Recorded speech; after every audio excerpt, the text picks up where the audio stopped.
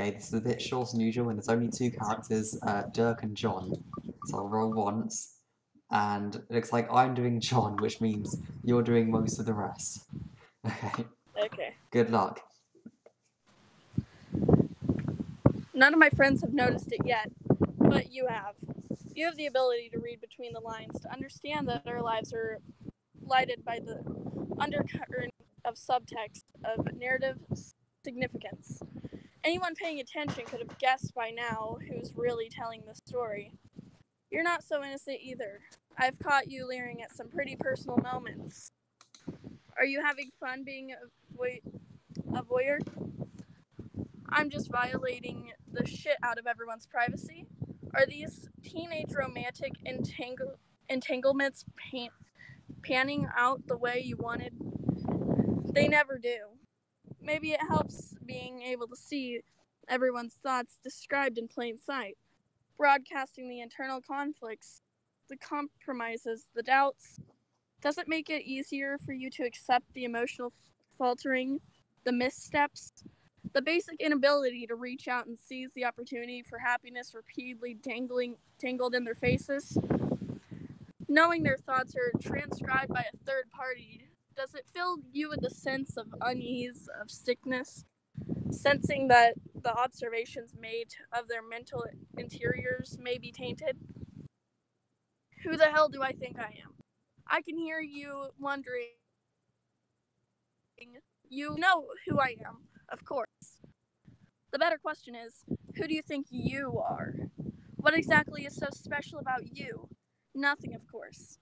I am specific. I have a name, an agenda, a vision. I'm a monolith of concentrated narrative authority, relaying events to you and swaying them as I see fit. Whereas you are pointedly non-specific. You are the generalized, impotent witness to all of this.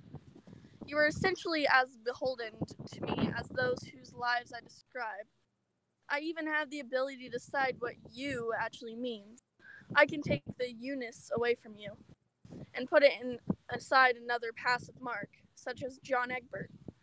You didn't even notice when I did it, and you had no objections then. Why would you object now?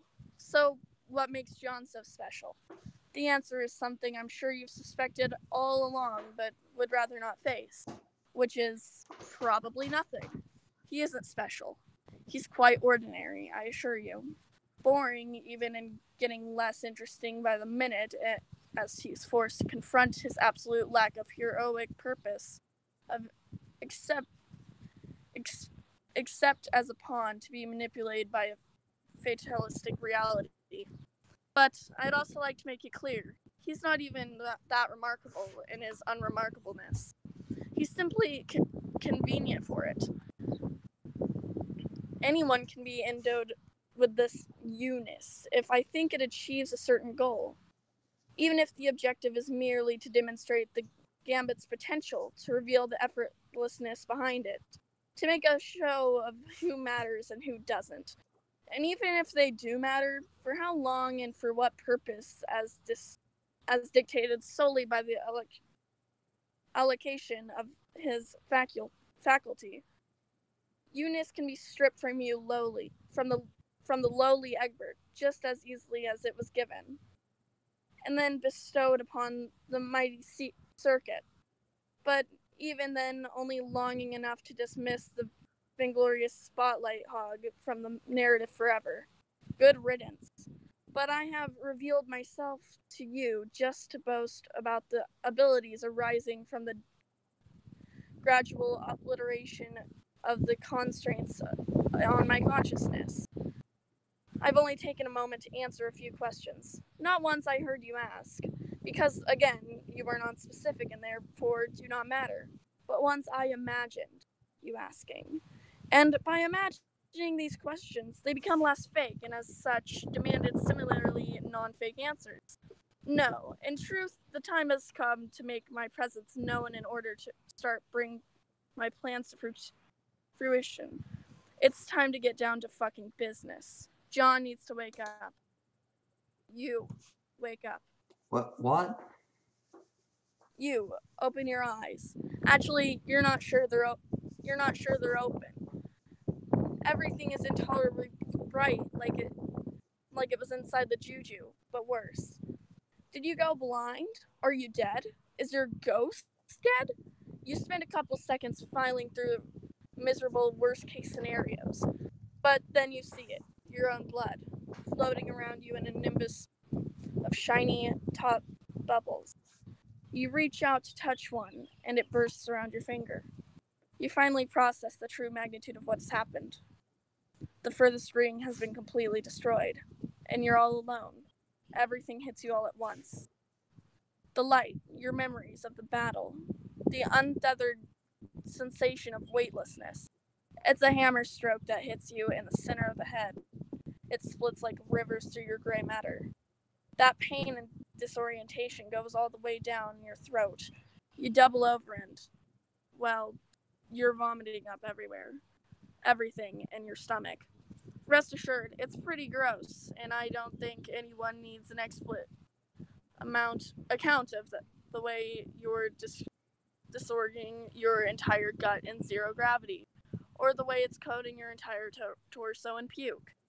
From your long blue hood to your silly yellow slip-ons. Thanks for the explicit account. Huh?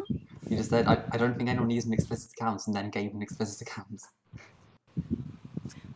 You seriously need to get shit right now, my man. In fact, you really should strongly consider issuing an apology for the mess you're making. I'm sorry. Who are you even talking to, dude? Nobody's around for miles. Everyone's dead. Well, almost everyone.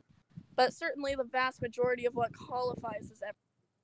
In your current frame of reference, every single person, every single thing, nearly literally has been sucked into that monstrous black hole up there, including every single fragment of black empty space that used to provide the canvas for this bleak continuum. And most of your friends, Rose, Dave, Absurd Cat Dave, and hundreds of ghosts, who all valiantly contributed to a victory which you're only now beginning to question the functional necessity of. Functional necessity? That doesn't sound like something I would think. That's because it's not. What the fuck? You finally notice. No, not me. You go back to ignoring the fact that I'm the voice in your head. You notice how it hurts when you breathe. Suddenly you remember Lord English's tooth is still embedded in your chest. You panic. Wrap your hands around the base and give it a little tug. It's excruciating. The tooth makes an awful grating sound as it grinds along one of your ribs. You gasp and lose your grip, biting the inside of your mouth so hard that you taste blood. Can't blame you for trying, but I wouldn't do that if I were you. Without someone to administer proper medical care, you'll bleed to death pretty much instantly. On the other hand, the tooth is poisoned, so you're pretty much fucked either way. And that's really all there is to say on the matter. You sigh in painful resignation and wonder what you can do next. English is dead, so you suppose you can go home, right? It's tempting. You consider zapping back to Earth, being done with this nightmare for good, and never breathing a word of it to anyone ever again. But you can't yet, can you? Why not, you wonder? What's the harm? You're right. It would probably be a harmless decision in the grand scheme of things. Certainly the easiest thing to do. But what about your friends? You saw Rose and Dave die with your own eyes. You saw countless ghosts getting swallowed whole by miraculous singularity. How about Jade, then? She could still be out there somewhere, injured, alone, scared, and it's your fault, isn't it? It's all my fault. You decide that no matter how terrible you feel, you should look around first before you leave. You're the one who dragged her here. You owe her at least that much. Plus, there's someone else on your mind, isn't there?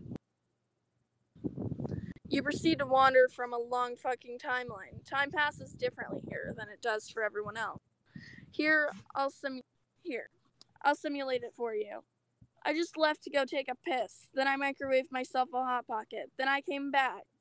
In the time it took me to do that, you just spent hours drifting around the entire circumference of the black hole thinking sad sack thoughts about the years of inaction that led you to this point. Intermittently humming the Ghostbusters theme to yourself. You get so worked up about one of your GB freestyles that you almost miss it. There, 11 o'clock. Do you see? It's a tiny floating dot. It's a tiny dot floating over there. Huh? You scramble to catch it before it drifts any closer to the event. Got it. What the hell? It feels familiar, but you want to make sure you're not imagining it. A wallet. Your dad's wallet. You chew your lip and press your fingers into the soft leather. Space is an infinitely large expanse, and a wallet is a tiny, insignificant object. Sure, there have been crazier coincidences in the course of this wacky adventure you've been having for the past 10 years, but this one feels very precisely aimed at your heart. You take a deep breath, unfold the wallet, and open it.